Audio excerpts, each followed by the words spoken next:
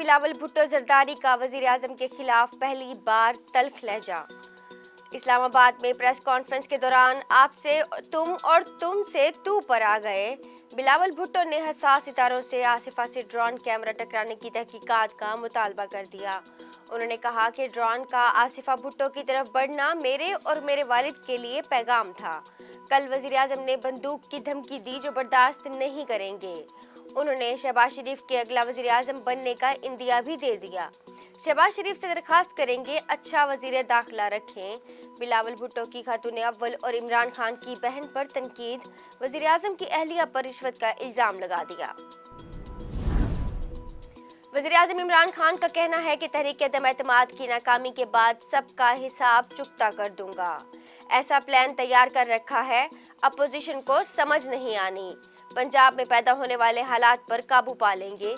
वज़ीर आज़म इमरान खान की ज़ेर सदारत पार्टी के सीनियर रहनुमाओं का इजलास हुआ, जिसमें शाह महमूद कुरैशी, फरूख हबीब, असद उमर, हमाद अजहर, शफकत महमूद के अलावा कानूनी टीम भी शरीक हुई।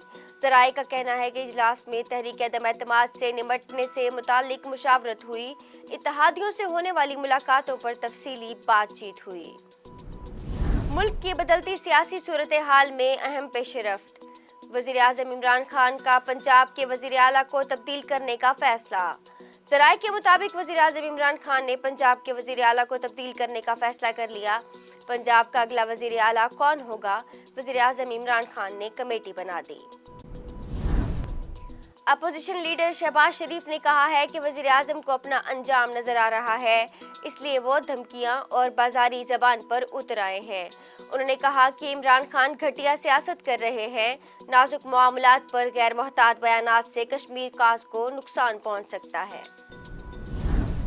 वफाकी वज़ीर दाखिला शेख रशीद का अपोजिशन को फिर चैलेंज, कहते हैं अपोजिशन शौक पूरा कर ले, इमरान खान जीतने जा रहे हैं, अपोजिशन के साथ अप्रैल फूल मनाएंगे।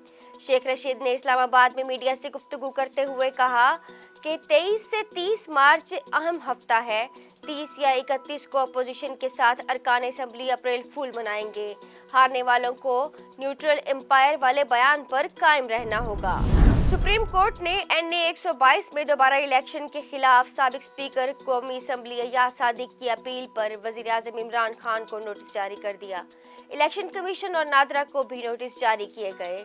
अपील पर सुप्रीम कोर्ट में चीफ जस्टिस पाकिस्तान उमर अता बंदियाल ने समाअत की। रूस और यूक्रेन 12 घंटे की जंग बंदी पर मुत्तफिक। गैर मुल्की खबर रसाई एजेंसी के मुताबिक शहरियों के महफूज इनखला के लिए यूक्रेन और रूस के दरमियान यूक्रेन के 6 शहरों में 12 घंटों की जंग बंदी पर इत्तफाक कर लिया गया। अक़वाम मुत्तहिदा ने यूक्रेन पर तशद्दुद बंद करने का मुतालबा कर दिया। अक़वाम मुत्तहिदा के सेक्रेटरी जनरल अंतोनियो गुतेरेस ने समाजी राब्ते की वेबसाइट ट्विटर पर लिखा कि मारियोपोल में बच्चों के अस्पताल पर होने वाले बम हमले की मजम्मत करते हैं और उन्होंने बच्चों के अस्पताल पर हमले को खौफनाक करार दे दिया। आलमी मार्केट में खाम तेल की कीमत गिरना शुरू। एक दिन में लंदन ब्रेंट ऑयल 12% तक सस्ता। 15.37% कमी से $112.61 फी बैरल तक गिर गया।